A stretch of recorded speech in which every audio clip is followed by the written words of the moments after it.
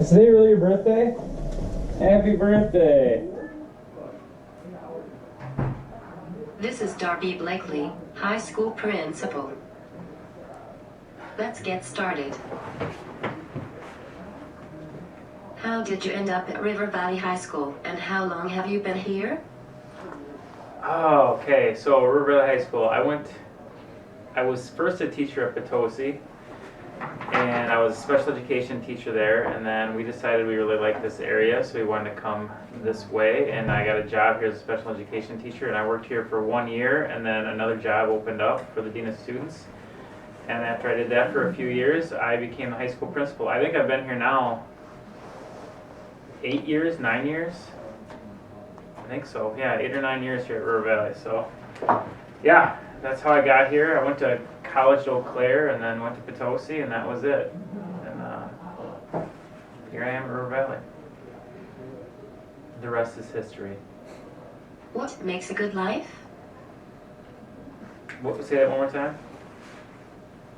What makes a good life? What makes a good life?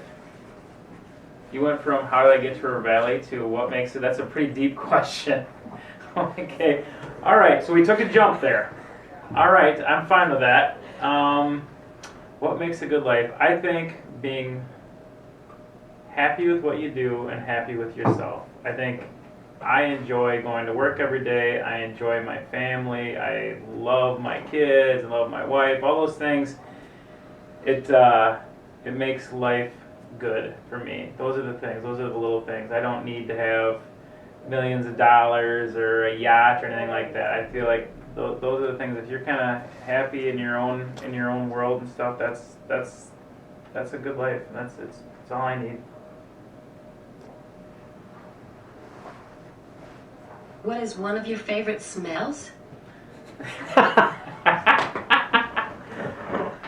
Okay, so well, you're keeping me off balance here.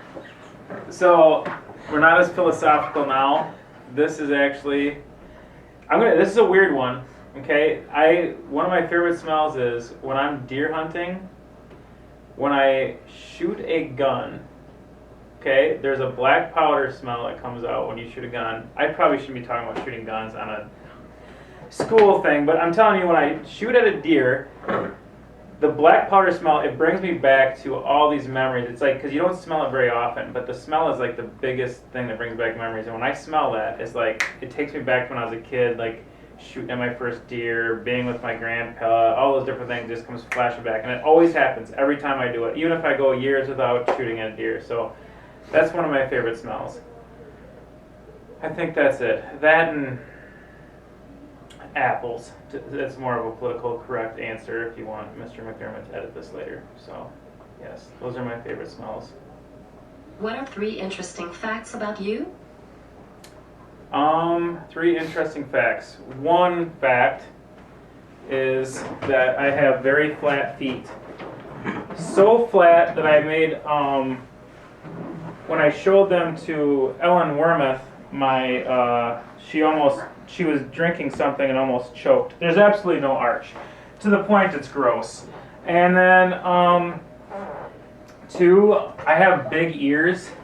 My ears, as a child, they really stuck out bad. Luckily, I put on enough weight that my face has grown into my ears. So my ears are always a big area of contention growing up.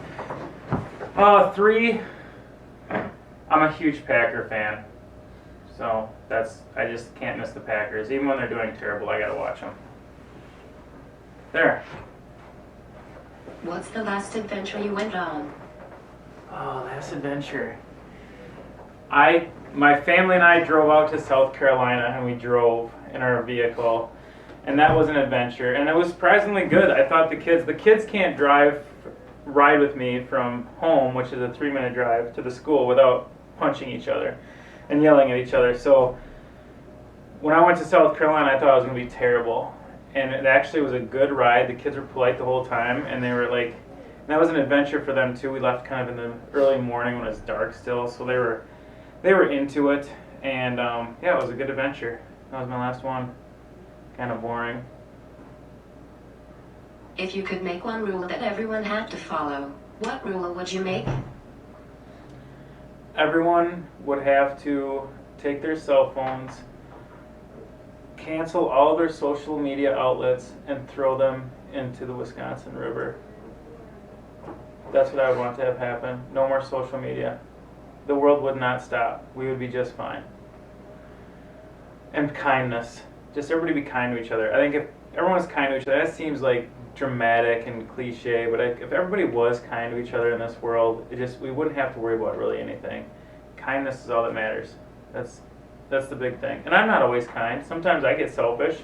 I do things that I make mistakes, but just being cognizant of that as we go throughout our lives, being kind to others, making a difference in the lives of others. If people do that, this world would be much better.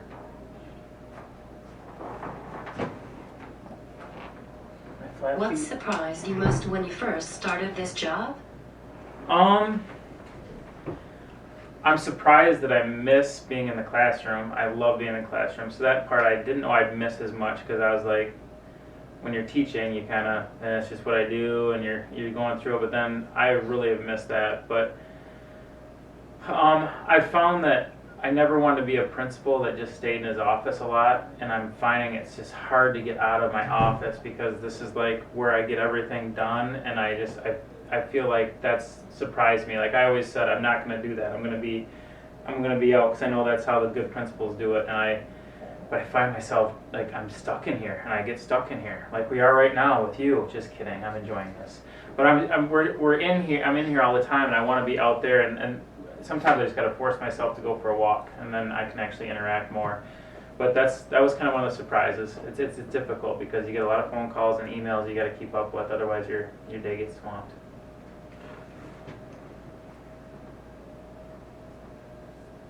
How did you do deer hunting this season? It was a good season. I'm glad I didn't shoot anything, so that was good, because then you have to clean them and everything. But my son, I took him out, he's 10, Quincy, and he got his first deer ever. So I was with him, I got to see the deer come in, he saw it first, and we actually got to talk about it, and it was a really, it was about as perfect an experience as you can have, like where, father-son moment. I'm able to talk to him and help him get the deer in the sights and everything. So it was a good, really good father-son moment that I'll remember forever. And I videotaped it on my phone, so I'll always be able to see it. So it was really neat. It was more special than any season I've ever had before. What skill would you like to master? What skill? I've been trying to get back in. I used to play piano as a kid quite a bit, and then I stopped. And I'd like to get back into playing the piano again. I can read music, but I'd like to be able to do that better. When I played piano as a kid, I hated it. Absolutely hated it. And I fought every second. Then I never had to practice, but now I wish I still could do it better.